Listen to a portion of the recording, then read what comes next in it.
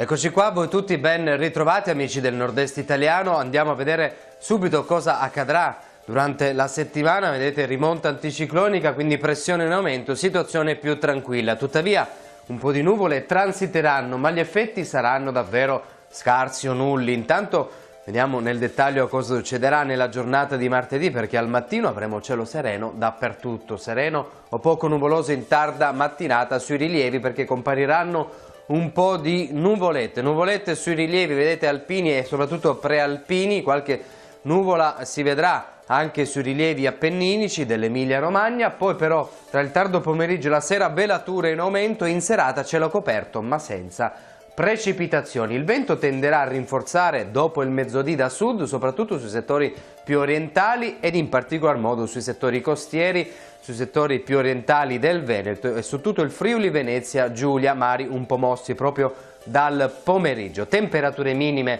stazionarie, un lieve rialzo, anche le massime tenderanno ad aumentare, vedete, in alcune località raggiungeremo anche i 25 gradi centigradi. Per ora è tutto, buon proseguimento di giornata.